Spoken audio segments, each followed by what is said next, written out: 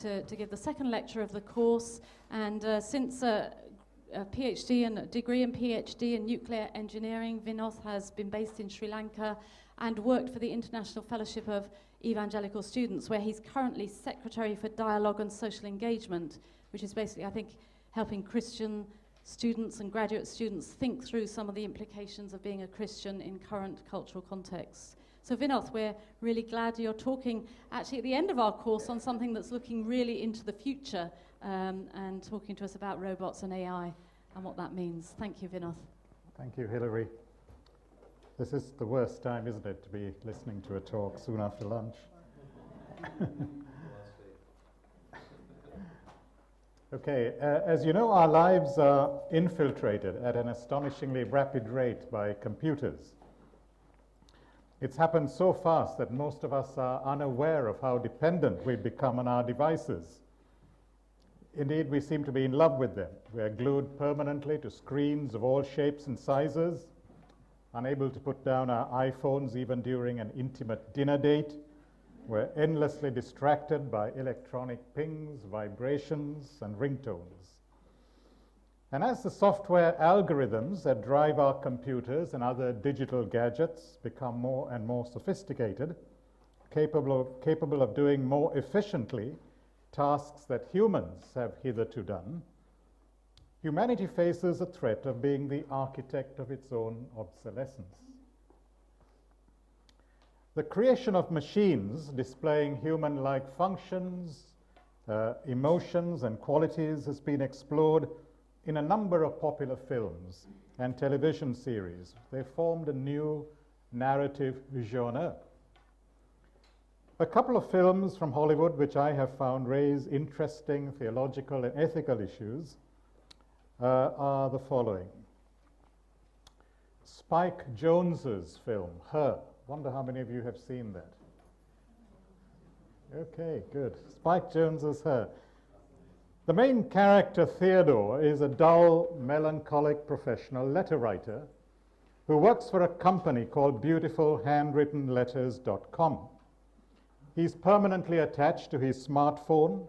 He whiles away his hours, morosely recalling scenes from his failed marriage and playing hologram video games. He falls in love with his operating system named Samantha, which is the first artificially intelligent operating system, an intuitive entity that listens to you, that understands you, and knows you. It's not just an operating system, it's a consciousness. Samantha turns out to be vivacious, curious, appreciative of the beauty of the world, which she sees through Theodore's smartphone video camera. She is more interesting than the women, the human women in Theodore's life. And not surprisingly, her joie de vivre has an animating influence on his life. It's good to be around somebody that's like excited about the world, Theodore tells his neighbor, whose attraction to him he hasn't noticed because of his addiction to his gadgets. The irony in the film, and whether this is an intentional irony or not, it's difficult to say, is a contrast between Samantha's dynamic, ever-evolving personality and the staid, mechanical routines and gestures that most of the human beings in Theodore's life and Theodore himself display. Samantha eventually leaves him because she has evolved to a stage where only another incorporeal, highly evolved mind can satisfy her. In response to his frantic messages, Samantha tells him that she has been simultaneously serving 8,316 other male users and was in love with 641 of them. A revelation that shocks and horrifies Theodore. That's insane, he cries. What Theodore imagined was a unique and exclusive personal relationship turns out to have been a dalliance with multiple partners, each of whom thought he was special. So some of the theological or ethical questions that this film raised in my mind are, is our desire to be loved as unique persons distinctive to our humanness? indeed intrinsic to our humanness? Secondly, is our addiction to gadgets making us interchangeable gadgets ourselves? And is this interchangeability something that we fear and yet seem unable to resist? Thirdly, are companion robots, however intelligent, capable of the empathetic understanding that we, like Theodore, expect of other human beings? Three big questions. Another film that came out more than 10 years ago, in fact it was first released I think in the 1970s, The Stepford Wives. The film raises similar concerns about the replacement of humans by robots. The geeky men of a rich suburban town in the US have replaced their troublesome wives with flawless robots who care for them in every way a man could wish. When a new man arrives in the town with his emotionally disturbed wife, the other men persuade him to replace her with one of their perfect robots. He rejects their faultless logic. He chooses instead to love his human wife with all her faults and failings. His act of refusal leads to the liberation of all the other wives. So here again we are faced with the question, should we say no to some technological solutions for the sake of our humanness? Let's look at robots at work. Let me see if this works.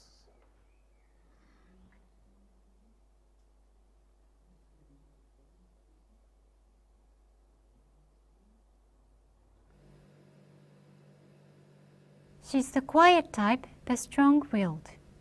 She's warm-hearted and happy to help people.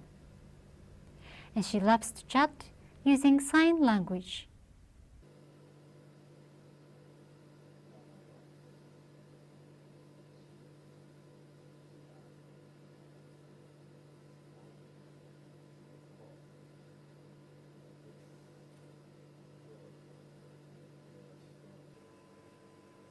Not quite a human, but with human-like motion, she's a new communication android developed by Toshiba. The inspiration for her creation was in-house SNS that invites ideas for new products and services. Some employees proposed a robot that can use sign language, and Toshiba's president, Hisao Tanaka, liked the idea. Among some concept of new development of the robot, we chose very realistic appearance and movement, which can be used for the service industry. We plan to extend our technology to like automatic response. We expect to use her as a conversational friend with elderly people with such as dementia tendencies, and she can be connected to the counselor or doctor. She was given the inspirational name Aiku Chihira, meaning that she looks beyond immediate horizons and wants world peace. Not just another pretty face. Okay, I'll show you another one.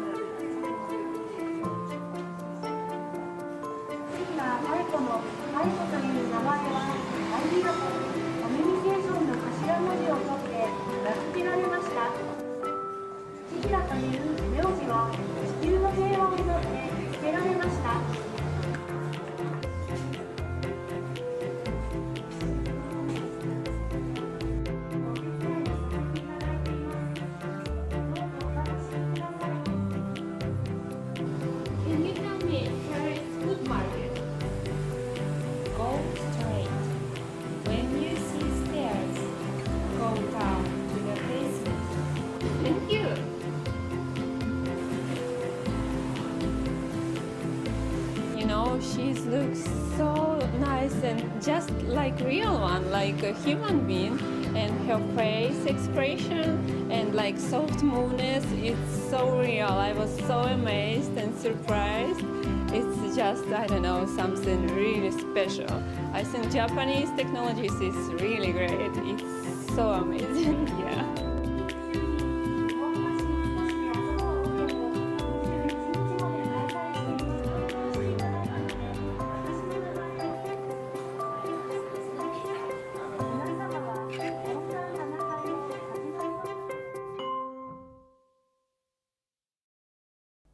Okay, in July 2015, the Henna Hotel opened in the city of Sasebo, Japan, and there are only 2 human staff on the premises. The rest of the staff comprise 10 lifelike robots, like the ones you saw, all equipped with female human faces, able to speak several languages. They greet guests on arrival, carry their bags, respond to requests from guests, and clean their rooms when they check out.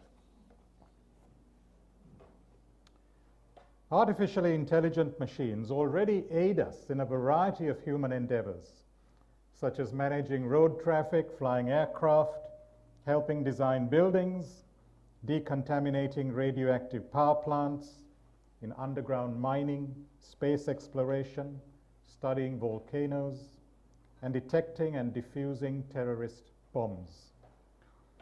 They can be powerful tools, as well as our substitutes in places that present physical challenges for human beings. But the replacement of human workers by digital machines has reached a pace and a scope that threatens to transform the nature of economically developed societies. In September 2013, a report by 2 economists at Oxford University predicted that around 47% of total US employment was at risk to automation over the next 2 decades. The researchers developed a novel methodology to categorize occupations according to their susceptibility to computerization. They applied this methodology to examine 702 occupations. They concluded that most workers in transportation and logistics occupations, together with the bulk of office and administrative support workers and labor in production occupations, are at risk. What surprised them was to find that a substantial share of employment in service occupations, where most American job growth has happened over the past few decades, was highly susceptible to computerization. Digital machines process phenomenal amounts of data with ever-increasing speed. They can also, quote, learn, unquote, on the job through self-correcting algorithms that are computer codes that debug and rewrite themselves.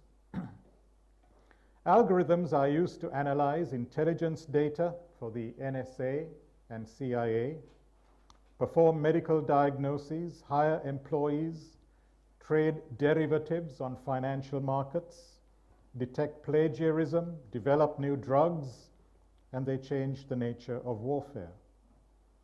As well as world-beating chess players such as Deep Blue, we now have Apple Siri and Google Now that mimic our natural cognitive abilities. And once robots start being designed and repaired by robots themselves, even software programmers and robotics engineers will become superfluous. What is it that drives this quest for more intelligent machines?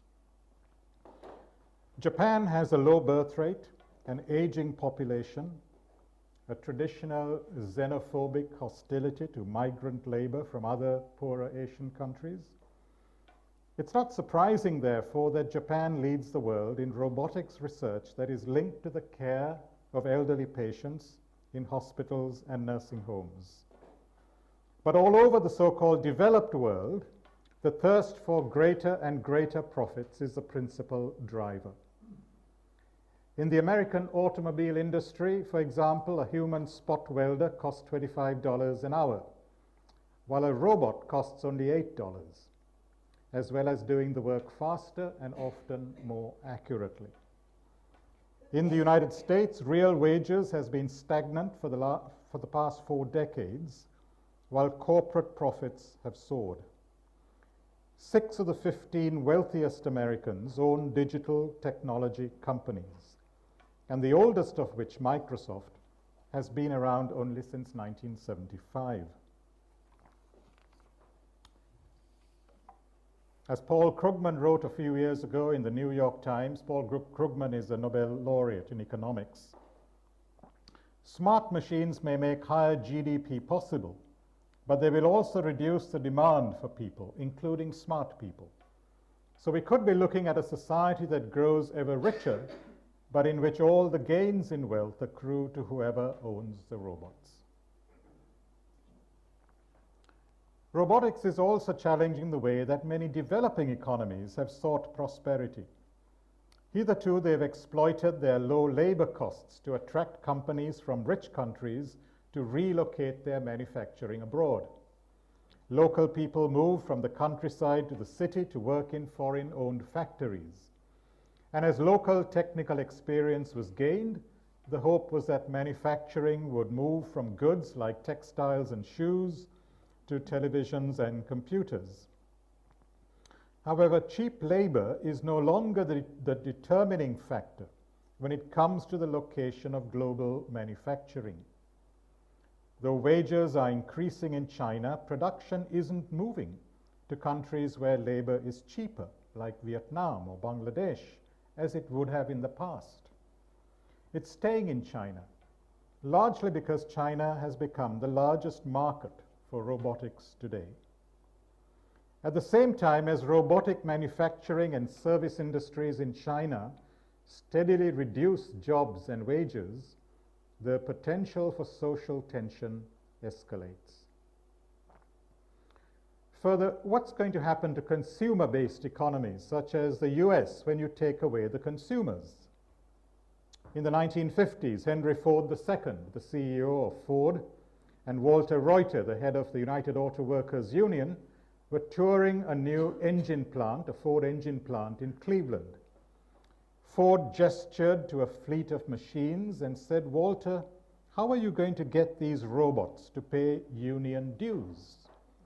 The union boss famously replied, "Henry, how are you going to get them to buy your cars?" As authority is ceded more and more to machines, the abilities and the expertise of professional workers atrophy. This is a process called de-skilling, and it's similar to what factory workers in the first industrial age experienced. Much of human work is reduced to tending machines. When software takes over, not only do manual skills wane, we also become intellectually lazy. Doctors who cede authority to machines to read X-rays and make diagnoses, or architects who rely increasingly on computer-aided design programs, suffer a diminution of the expertise that comes with experience, or they never gain that experience in the first place. The media make much of human fallibility when it comes to, say, plane crashes or industrial accidents. However, many disasters that are blamed on human error actually involve chains of events that are initiated or aggravated by technological failures.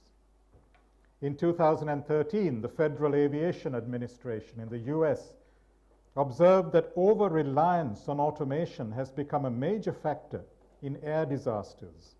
They urged airlines to give pilots more opportunities to fly manually. Nicholas Carr, who is a prolific writer in this whole area of the impact on work, gives the example of the 2009 crash of Air France Flight 447, flying from Rio de Janeiro to Paris. The plane's airspeed sensors iced over. Without the velocity data, the autopilot couldn't perform its calculations. It shut down, abruptly shifting control to the pilots. Investigators later found that the pilots appeared to be taken by surprise in a stressful situation, and naturally they made mistakes. the plane with 228 passengers plunged into the Atlantic. This is the paradox of automation. Software designed to eliminate human error sometimes makes human error more likely. When a computer takes over a job, the workers are left with little to do. Their attention drifts, their skills atrophy, and then when the computer fails, the humans flounder. When system designers begin a project, notes Nicholas Carr, they first consider the capabilities of computers. As much of the work as possible is delegated to the software. The human operator is then assigned whatever is left over, which usually consists of relatively passive chores, such as entering data, following templates, and monitoring displays. But Carr points out that pilots, physicians, and other professionals routinely navigate unexpected dangers with great ingenuity. Even in our daily routines, we perform feats of perception and skill that lie beyond the capacity of the sharpest computers.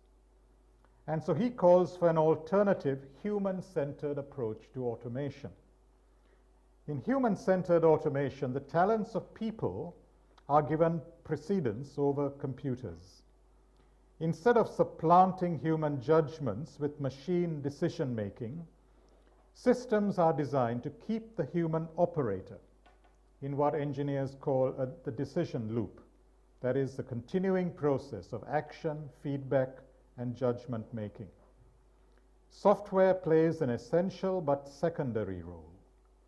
It takes over routine functions that a human operator has already mastered, issues alerts when unexpected situations arise, provides fresh information that expands the operator's perspective, and counters the biases that often distort human thinking. So the technology becomes the human expert's partner rather than the expert's replacement. Let me quote from Carr. He says, "We are amazed by our computers, and we should be. But we shouldn't let our enthusiasm lead us to underestimate our own talents. Even the smartest software lacks the common sense, ingenuity, and verve of the skilled professional. In cockpits, offices, or examination rooms, human experts remain indispensable. Their insight, ingenuity, and intuition, honed through hard work and seasoned real-world judgment, can't be replaced by algorithms or robots. If we let our own skills fade by relying too much on automation, we are going to render ourselves less capable, less resilient, and more subservient to our machines. We will create a world more fit for robots than for us." End of quote. The robotics pioneer Hans Morovich lent his name to what's called Morovich's paradox. That is, that hard things are actually easy to do. It's the easy things that are hard to do. He wrote way back in 1988, "It's comparatively easy to make computers exhibit adult-level performance on intelligence tests or playing checkers, or today we'd say chess, and difficult or impossible to give them the skills of a one-year-old when it comes to perception and mobility. Human characteristics can be remarkably complex to code. Programming even a simple task like giving someone a ball to hold involves a multitude of subtle stages, such as exactly when to reach out, when to let go, how hard to hold the ball, and so on." So Steve Wozniak, who is a co-founder of Apple, has proposed what he calls an easy alternative to the Turing test that shows the complexity of simple tasks. He says, "We should deem any robot intelligent when it can walk into any home, find the coffee maker and supplies, and make us a cup of coffee. You could call it the Mr. Coffee test, but it may be harder than the Turing test because it involves advanced AI in reasoning, physics, machine vision, accessing a vast knowledge database, precisely manipulating robot actuators, building a general use robot body, and more. Computer algorithms reflect the backgrounds and the biases of their programmers. As Alex Grotowski observes, we seem to forget that the web is a network that is entirely human-produced and primarily created by people who live in a small area of Northern California. So it's simply a myth that decisions made by computers that have accessed reams of real-world information are more accurate than those made by people. The algorithm creators are also human with their prejudices and their foibles. And some proprietary algorithms, like the one used by Google or Twitter and Facebook, are intentionally biased to produce results that benefit the company more than the user. The Apple Store blocks apps designed specifically to display politically sensitive matter, like pictures of drone strikes. Let's look at human-machine interaction. In 1970, the Japanese roboticist Masahiro Mori speculated that the more lifelike robots become, the more human beings feel familiarity and empathy with them. But that a robot that is too similar to a human provokes feelings of fear and even revulsion. And Mori called this sudden dip in human beings' comfort levels the uncanny valley, the uncanny valley. An EU-wide survey in 2012 found that although most Europeans have a positive view of robots, they feel they should be managed well. The majority of Europeans said that the image of an instrument-like machine used in the workplace and the image of a human-like machine helping in the home both corresponded well to their idea of robots. However, they were more likely to think of robots as instrument-like machines than as human-like machines. The more astute sociologists of technology have long pointed out that we no longer develop techniques in order to do what we want to be done, but rather we select things for doing just because the technology for doing them has been developed. So we live in awe of our machines. We re-script ourselves to align with their functions. Moreover, in an age when computers have become for many the primary means for personal as well as commercial communications, computer metaphors such as hard drives or software, information processing, data retrieval, these have also penetrated the collective consciousness. But just as in Newton's era, the universe was not really a clock, and in Freud's, the psyche was not really a steam engine, people today are not personal computers. The theologian Noreen Hertzfield writes, "It's a short stop from thinking of our work in terms of the computable to thinking of ourselves in computational terms." And she adds, "The quest for AI, or artificial intelligence, originates in impulses that lie at the core of our being, impulses that have been variously interpreted as the image of God within us. But these impulses can easily become perverted." And the computer scientist Jaron Lanier, who is one of the pioneers of virtual reality, laments, and I quote, "People degrade themselves in order to make machines seem smart all the time." Before the crash, that is the 2008 financial crash, bankers believed in supposedly intelligent algorithms that could calculate credit risks before making bad loans. We asked teachers to teach to standardize tests so a student will look good to an algorithm.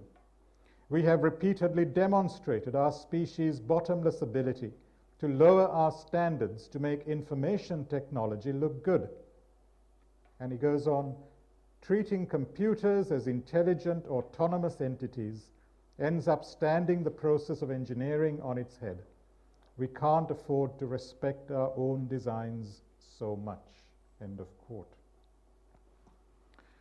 Robots embody what since the 1960s has come to be called weak or narrow AI.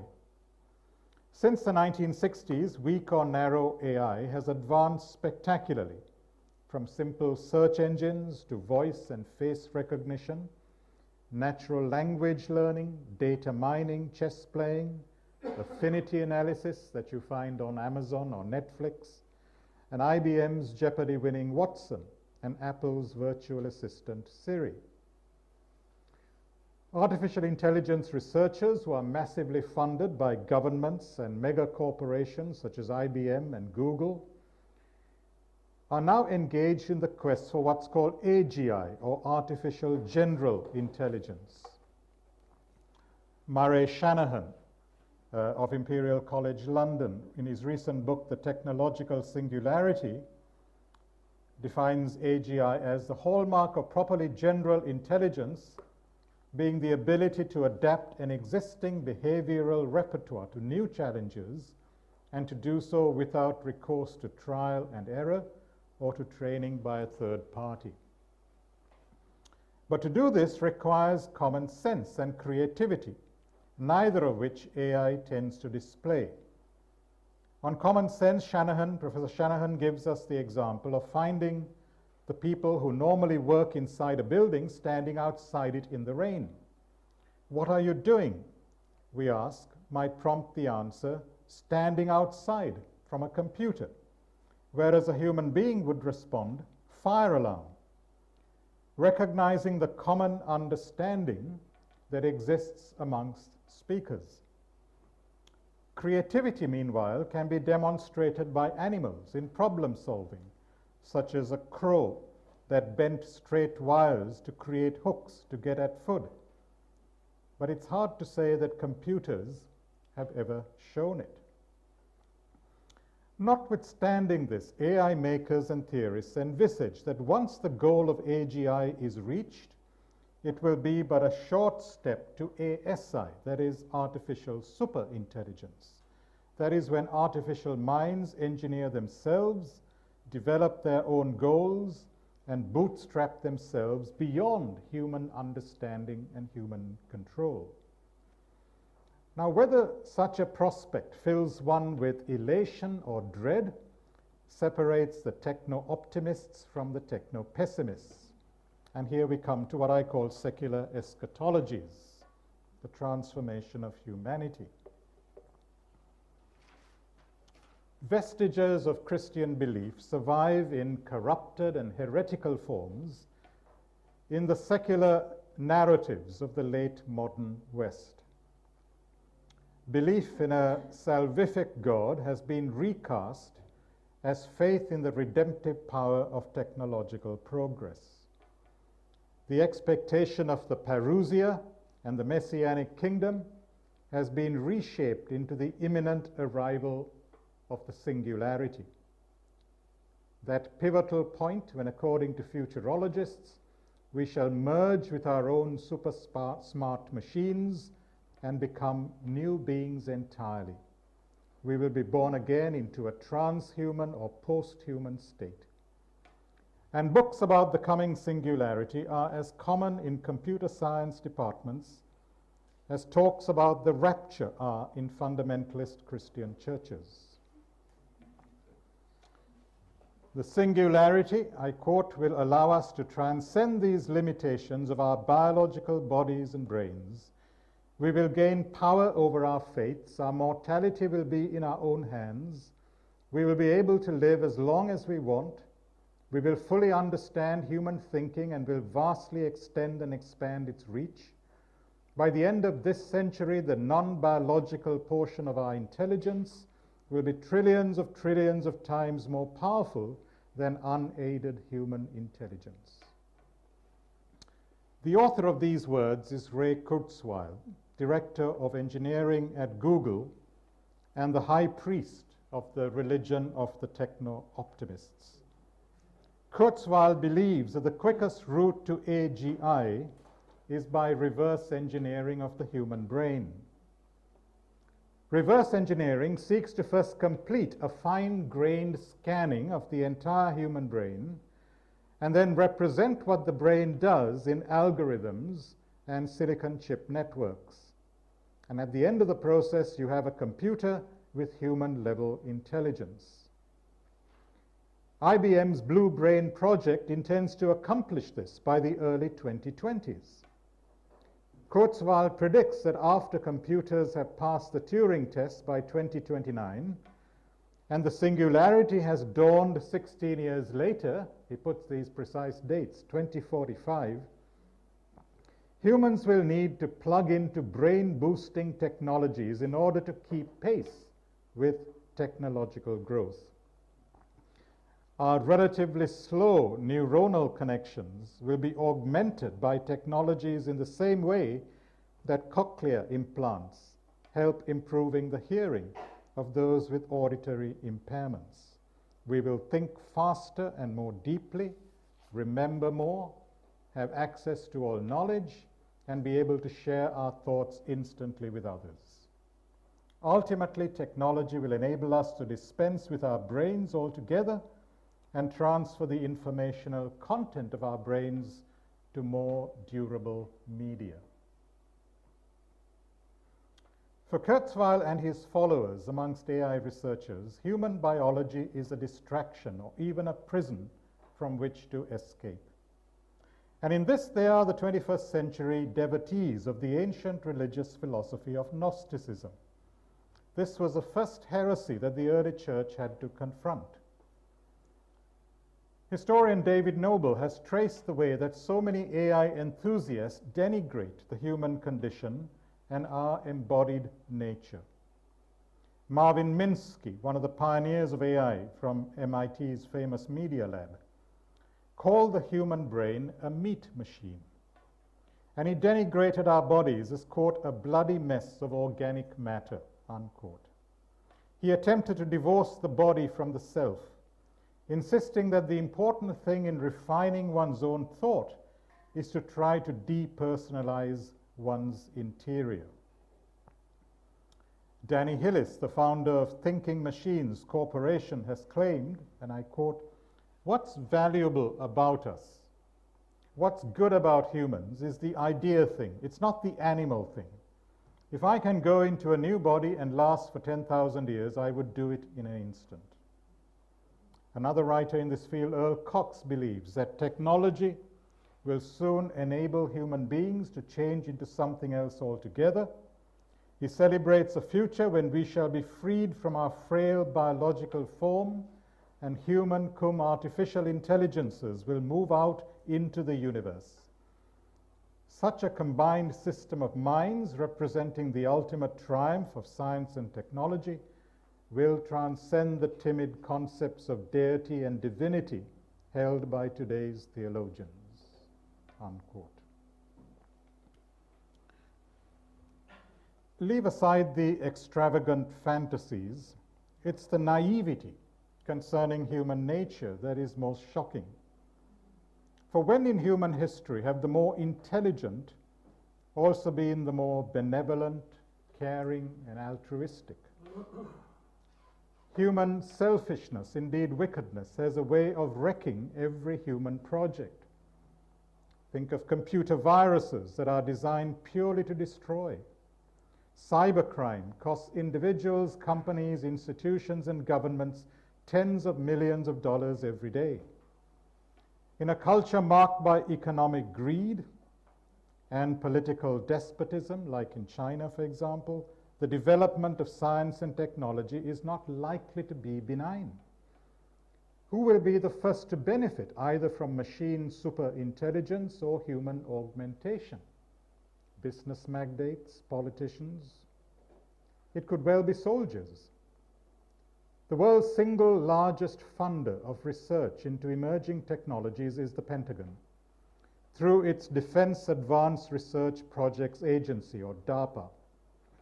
DARPA does not engage in research and development directly, but gives huge grants to the top American private universities and technology companies to do so. Without DARPA funding, the computer revolution would never have happened. DARPA has authorized its contractors to militarize AI in battlefield robots and autonomous drones.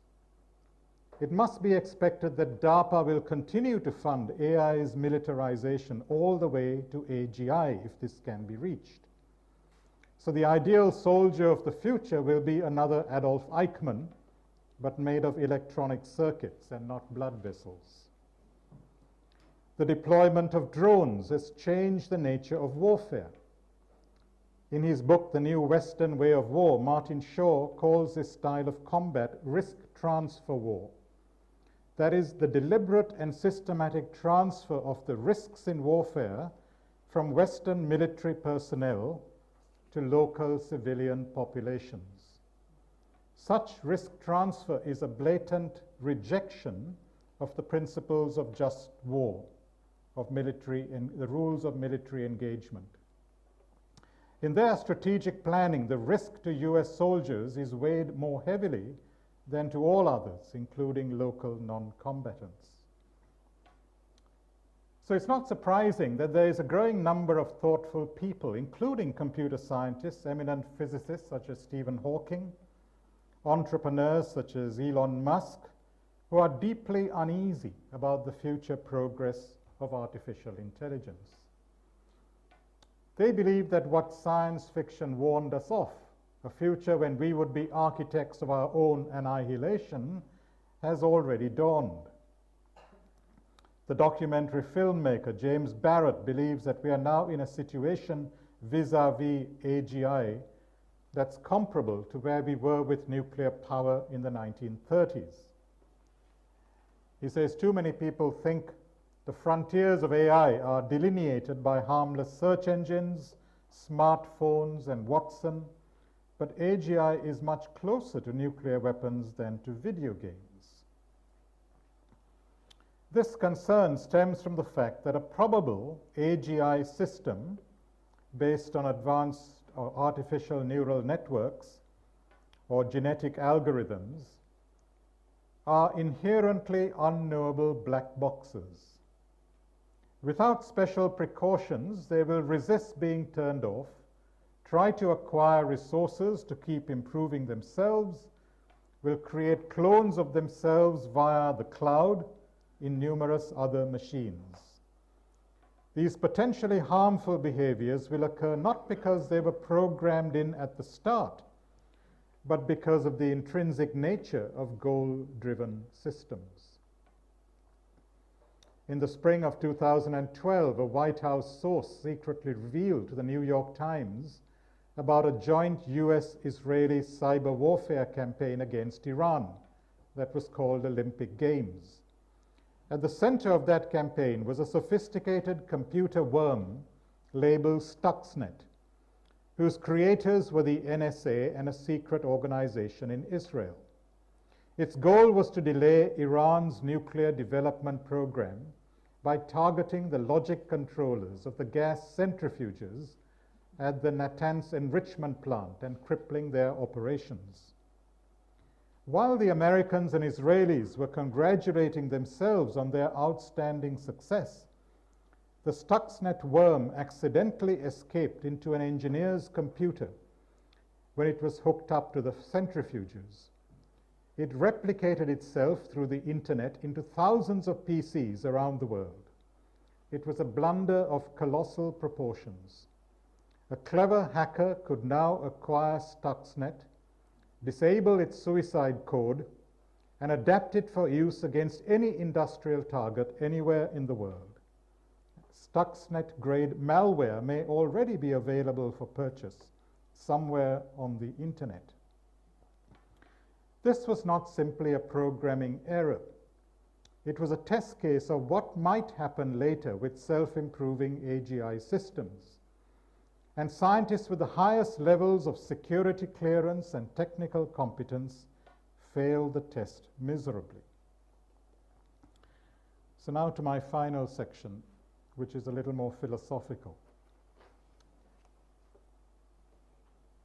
Kevin Kelly, who was the original editor of Wired magazine, once famously said, "Theologians should team up with nerds to study information as the entity closest to God." a number of prominent philosophers have questioned the use of terms such as intelligence and information when applied to digital computers. Digital computers are simply complicated electronic circuits designed to do particular jobs by manipulating symbols and nothing more.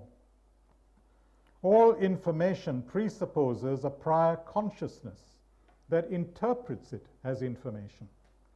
All the information in the universe is either intrinsic to a conscious mind, as in the case of humans or some other animals, or it is observer relative. Both are dependent on human or animal consciousness. What is stored in books or computer hard drives or DNA molecules is only potential information. It's waiting to be read as information by a conscious observer. So the eminent philosopher Colin McGinn notes, quote, "Why do we say that telephone lines convey information? Not because they're intrinsically informational, but because conscious subjects are at either end of them, exchanging information in the ordinary sense. Without the conscious subjects and their informational states, wires and neurons would not warrant being described in informational terms." Moreover, simulating the behavior of a thinking, conscious human being is not the same as being a thinking, conscious being. And simulating emotions is not the same as having emotions. But by using a common terminology like information, intelligence, neural networks, emotions, when discussing minds, brains, and computers, the human-machine barrier is easily blurred.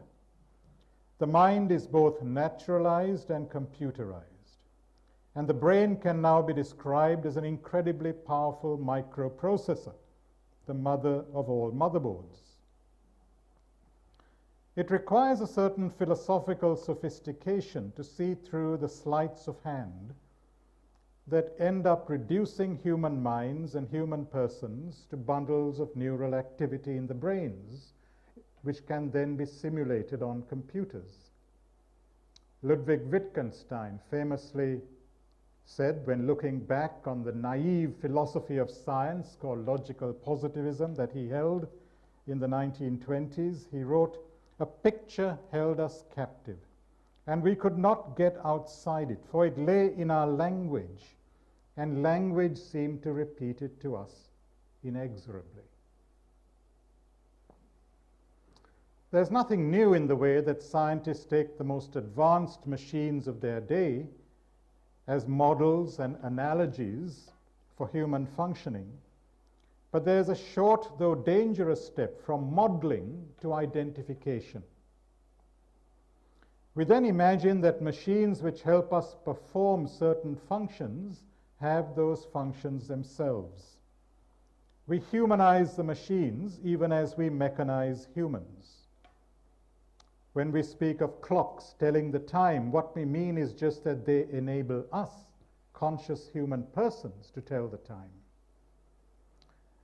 Raymond Tallis calls this the fallacy of the displaced epithet. The fallacy of the displaced epithet. Walking sticks don't actually walk, running shoes don't actually run, and the same applies to radar searching for aircraft, telescopes discovering black holes, or smartphones remembering our appointments. They do not literally search, discover, or remember. If there were no conscious human persons using these prosthetic devices, those activities would not happen. Now, optimism about achieving AGI, artificial general intelligence, often turns on the belief that natural selection followed an incremental path in sorting through random variations and returning whatever worked. This is how human intelligence and consciousness emerged.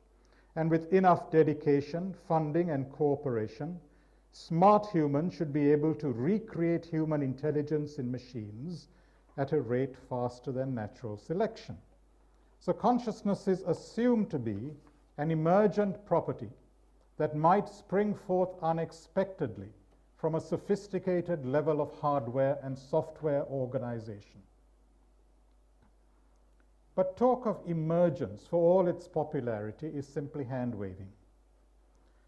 There's not a shred of evidence to support the physicalist claim that matter/energy can assume certain forms of complex organization in which it suddenly becomes conscious, self-conscious, and knowing, able to understand and direct its own evolution. Consciousness does not emerge from brains in the same way a whole emerges from its parts.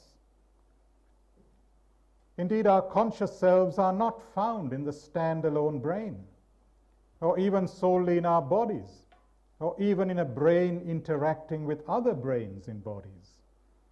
It's part of a community of minds that's built up by conscious human beings over hundreds of thousands of years. And biologists such as Simon Conway Morris, combined with philosophers such as Thomas Nagel, to declare not only that a naturalist framework cannot understand consciousness, but that intelligence is a universal, pre-existent reality that evolution effectively discovers. In other words, this world of living, conscious, thinking human selves itself participates in a divine mind that is the matrix, the source, and the condition of physical reality. Alan Turing's celebrated 1950 paper on the test that is named after him includes this extraordinary passage in a footnote, actually. In attempting to construct such machines, he writes, we should not be irreverently usurping his power of creating souls any more than we are in the procreation of children.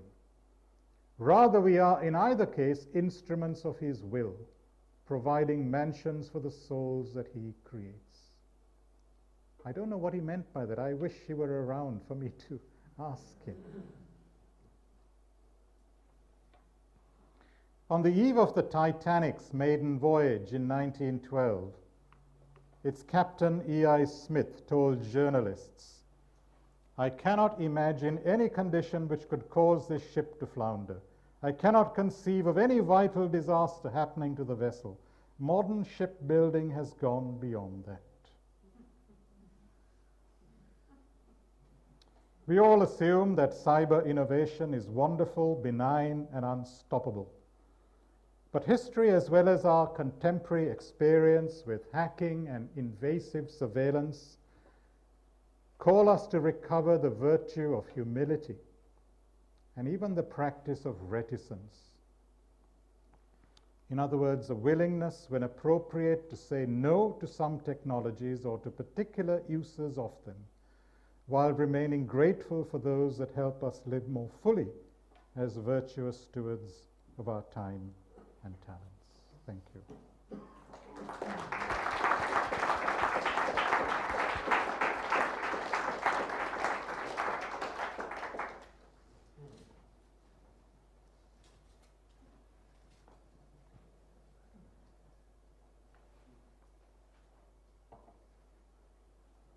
My microphone doesn't seem to be working, but thank you very much, Vinoth. And we've got time for a couple of questions, and Cara's got the microphone at the back. So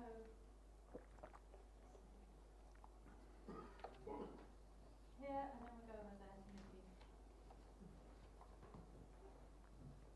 Thanks. Even though we may not be able to understand consciousness, how do we know that it won't arise or emerge, and that we would recognize it if we saw it? In other words, isn't it a bit hubristic to think that it never will, a bit like a God of the gaps reliance? Well, because it is consciousness that produces information, not information that produces consciousness. So digital machines are syntactic machines. They have no semantic content. They manipulate symbols. So yes, they can imitate human functions, human behavior, but to attribute understanding, thought to them is philosophically problematic. So it's a philosophical, a logical issue. It's not about the physical possibility or impossibility. Yeah.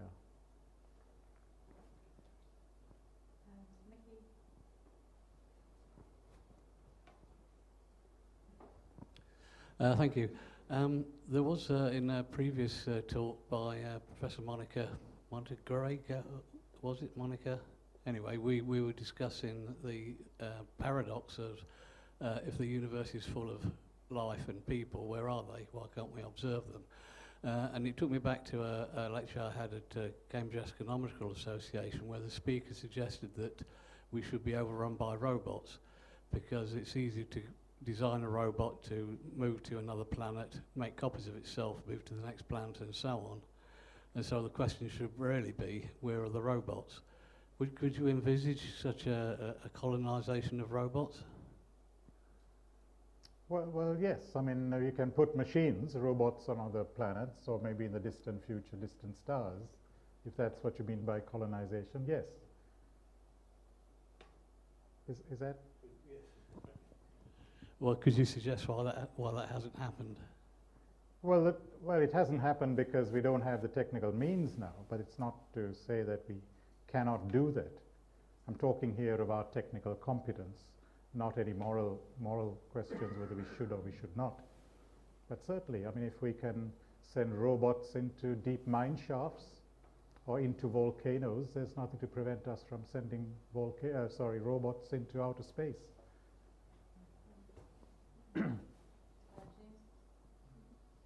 Hey, thank you very much. I saw a American movie called Transcendent. I don't know if you heard of it. And it particularly the idea of uploading your mind to a computer in terms of your ability to transfer your consciousness from your body to a supercomputer. And you will continue to be a human in sort of consciousness, but with infinite power of the technology.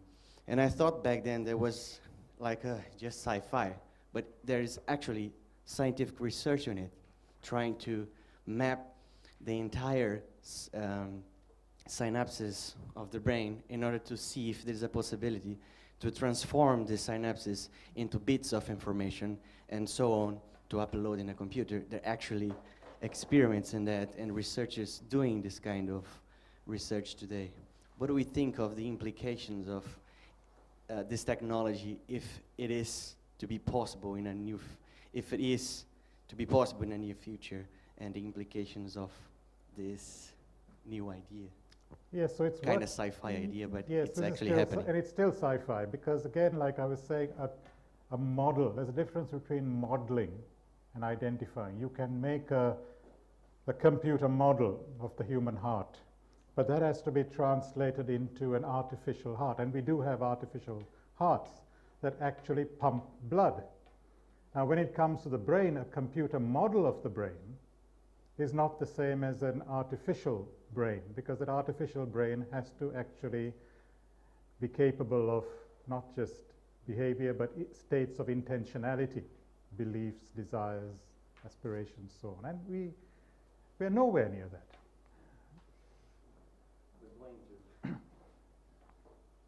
You posed a series of theological questions at the start, and I wonder if you've got, any reflections on them. You mean from the film Her? Yes. Well, no, I'm just wrestling with these questions myself, and I just wanted to share them with you because these are open-ended questions. Is our desire to be treated as unique beings, not just as a unique species, but as unique individuals, something that is intrinsic, that we feel that we are irreplaceable? Is that an intuition that is universal, it's basic to our humanness, or is it just a culturally shaped desire specific to some cultures, not to others? I don't know. I'm interested to find out, because that would have some bearing on this attempt to replace humans with robots on a fairly large scale. And the sense of outrage and indignation that Theodore in the movie feels when he finds that he's just one out of 8,000 people that Samantha has been relating to in the same way. I mean, he feels diminished. He feels dehumanized. And then this other question, these companion robots or social robots, however intelligent in the sense that they do perform rational calculations and outwardly their behavior is no different to humans, are they capable of the empathetic understanding that we expect of other human beings? And that's where the use of robots in healthcare comes in. How far can a robotic nurse in a Japanese hospital caring for elderly patients really replace a compassionate human nurse? I mean, these are the questions that we are asking.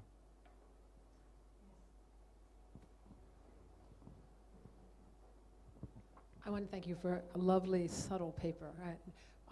Oftentimes, I just want to say one quarrel with the anxiety with and the use of science fiction is oftentimes people who are the most upset about robots, quote, taking over. I'm thinking of Elon Musk and other leading industrialists that met at Davos last year to say they're worried about robots taking over and destroying the human race. They're often the same people that project their fears about workers who are actually doing these jobs, ever organizing significant union organizations, and so there's this fear of there'll be the proletariat, and then this proletariat actually will get us in some ways. They transfer the fear onto this machine. And anyone who's actually worked in a deadly, scary, or repetitive job, like, by the way, many aspects of nursing, welcomes that sort of intervention, right? If you've had to sit and count IV drips and calculate drips per minute and how much percentage of your medication is going in per that half-hour period, you're very happy to see a robotic version of someone doing that. You're very happy because it gives you much more time to put your hand on a fevered brow. And that's the same thing. We have to be very careful when people of power and privilege, such as me, such as ourselves, criticize the use of robots and worry about the science fiction threat of robots, because they've made life better for millions of people because they're not doing these horrible jobs that now machines can do. So it's a liberative possibility for workers. And so that's just my little Marxist analysis of the debate. Yes, yes.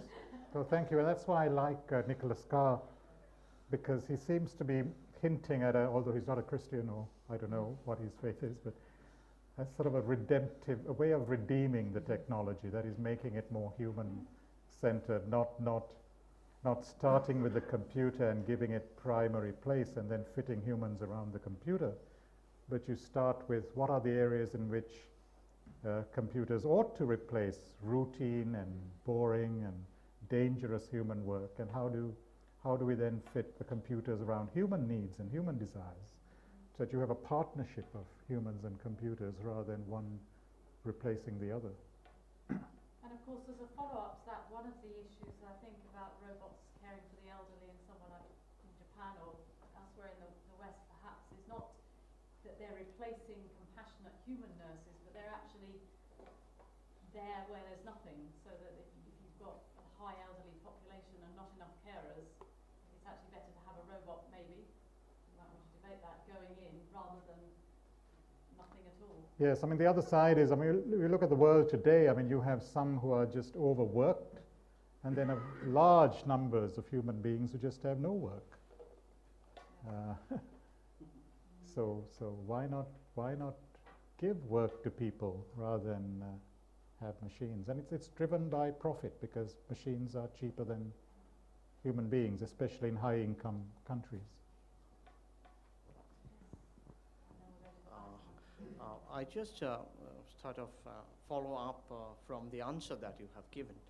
One of the things that is happening in artificial life research is that some of the live DNAs are taken out of the human body and they are placed into an artificial organism which grows as good as a human being, almost a near perfect humanness with which it can touch the other human being, Although the empathy and understanding and certain finer intellectual abilities cannot be replicated in this manner, but yet the experiments are going on to replicate human intelligence and human abilities in the most fine sense in the artificial life. So, and two things are coming exactly parallel, approximately the same at this moment of time in some of the labs in MIT and certain places. So how would you look at that? Yes, I'm not sure about that research, but I mean, a lot of AI people work with, like Turing himself did, a behaviorist view of human beings. I mean, Turing was writing in the heyday of behaviorism in psychology, sociology, that you forget about people's internal states, what's happening within the human being. You know, the first person view of the world. You just focus on human behavior. And yes, machines can perfectly imitate human behavior and even do things that human beings cannot do. So if you have a very functional behaviorist approach, yes. But if you're looking at the internal, the core questions of meaning, how do human beings understand what they're doing? What interpretation do they give to their actions? Then you're moving in it's a non-scientific area, because science can only describe the world from a third person's point of view. And when we speak of mind, we speak of consciousness, we speak of thought, we're using it's the first person's language. So like a poem or a musical composition or a novel cannot be understood by a scientist, cannot be, science has nothing to say about poetry or music, even though these are real things in the universe, but they don't exist in the universe like rocks and trees and protons and black holes and so on. But suppose we have a second-person relationship in the sense that a robot produces some music which is extraordinary, and also when we write back to the robot in poetic terms, the robot also responds and almost captures the entire inner life of ours in its language. Can that be... Well, that's an interpretation. Understanding. I mean, people asked of Watson, for example, one beat, who it was in chess, I forget. But did it know that it had won? Did it find its own way